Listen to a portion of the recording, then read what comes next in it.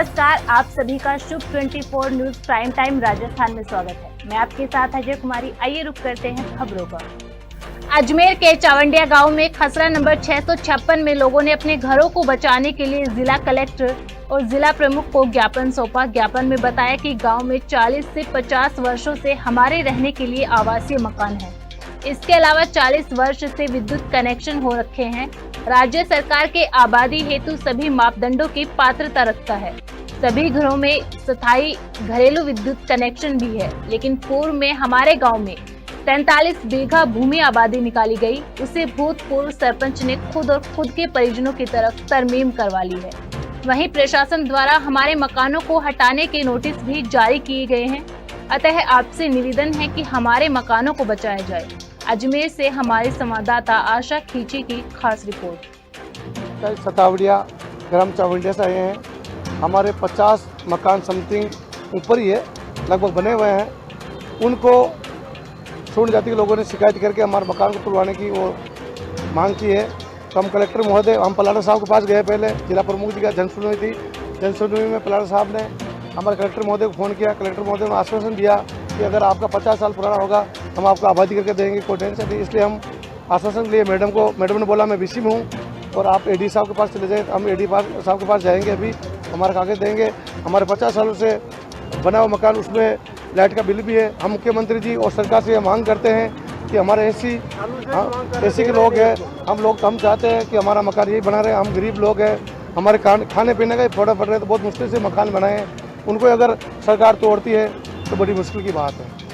भैरुंदा उप तहसील को अजमेर जिले में शामिल करने हेतु संभागीय आयुक्त को ज्ञापन सौंपा गया।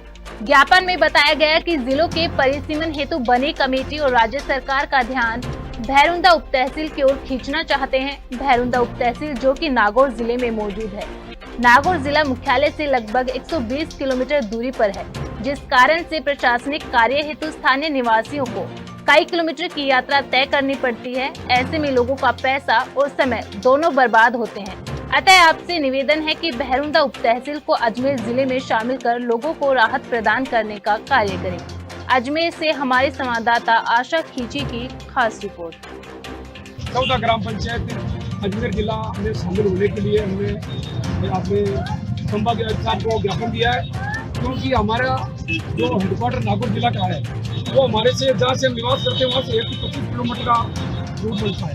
अजमेर जिला हमारे हेडक्वार्टर है ओनली फॉर 20 किलोमीटर पर, तो हमारे को सारी मूलभूत सुविधा अजमेर से प्राप्त होती है। शिक्षा संबंधित हो, चिकित्सा संबंधित हो, चाहे व्यापार संबंधित हो, हमारे सारे बच्चे यहीं पढ़ते हैं और यहीं सारा काम हमारा यहाँ अजमेर से होता है। तो हमारा जो सिस्टम है नागौर का उल्टा है।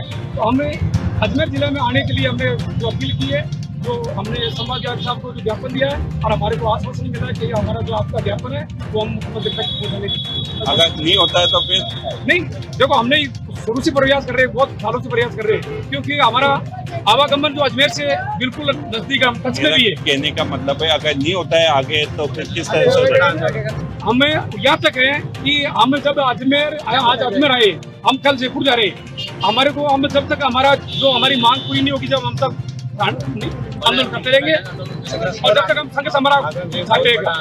हमारे उप तहसील भैरुंदा पंचायत समिति है, जिसमें 23 पंचायत आते हैं। जैसे बड़े बड़े गांव में असोर है, भैरुंदा है, टांगड़ा है और भी काफ़ी आल निवास है।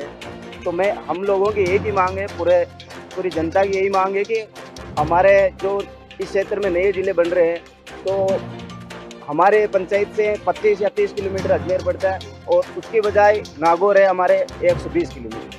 तो हम ये चाहते हैं कि हमारी जनता को आसानी हो, शिक्षा, व्यवसाय और भी हॉस्पिटल जैसी सुविधा हमें प्राप्त हो। तो इसीलिए हम गांव से आए, काफ़ी संख्या के अंदर पधारे हैं। और मैं गहलोत साहब से ये भी कहना चाहता हूँ, अगर हमारा जिला नहीं भी हुआ तो हम इससे बड़ा आंदोलन करेंगे और ये जनता की मांग है। नहीं, पहले कोई नहीं था मैम।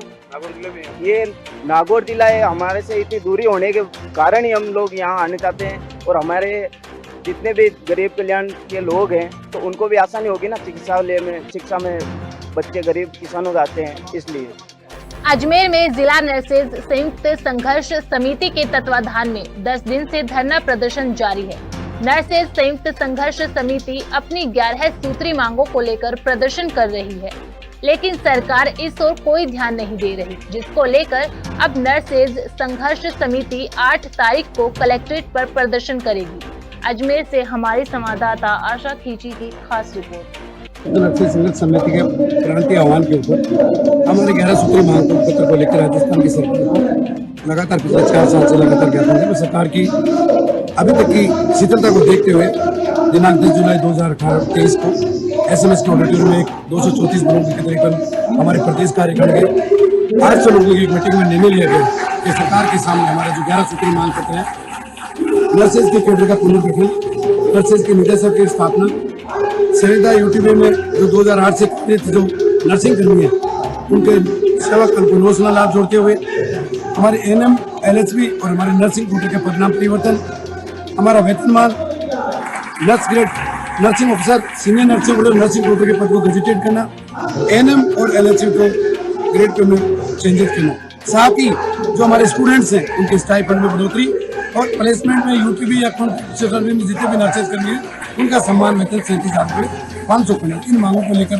सरकार को 10 दिन का टाइम दिया, परंतु सरकार ने कोई सरकारी स्तर पे सक्षम अधिकारी DSPS तक की जो वार्ता इनमें कोई ऐसा समान से समझौता नहीं हो पाया।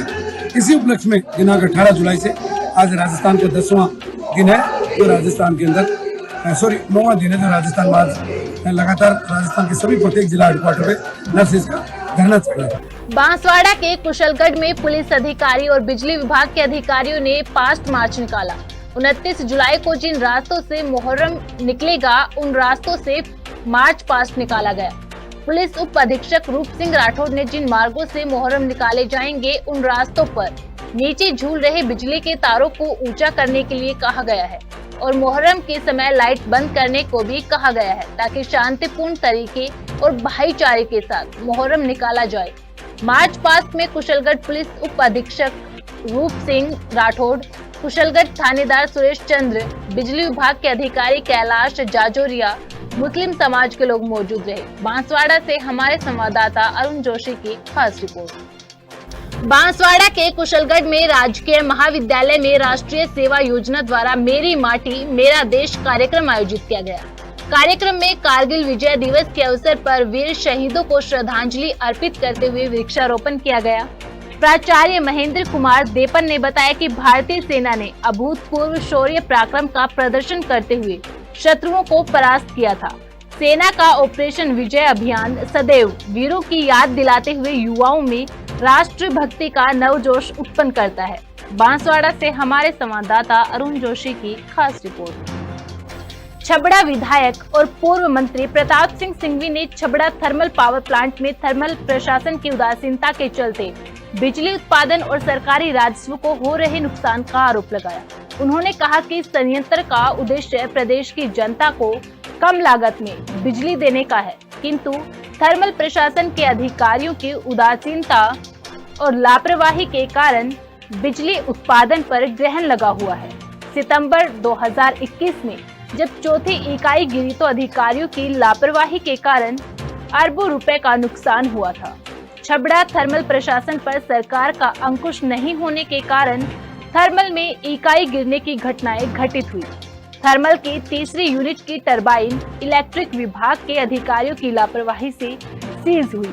थर्मल की तीसरी इकाई से प्रतिदिन 60 लाख यूनिट का नुकसान हो रहा है, जो करीब 6 माह तक रहेगा। सरकार को करीब 4 अरब 36 करोड़ 80 लाख रुपए का नुकसान हुआ है। इसके अलावा टरबाइन को पुनः स्थापित करने के लिए निविदाएं निकालने में खर्चा होगा।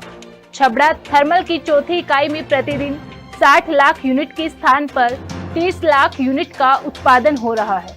पिछले 1 वर्ष से 4 अरब 36 करोड़ 80 लाख रुपए का नुकसान हुआ, अर्थात दोनों यूनिट से सरकार के राजकोष को करीब 8 अरब 73 करोड़ 36 लाख रुपए का घाटा हुआ है।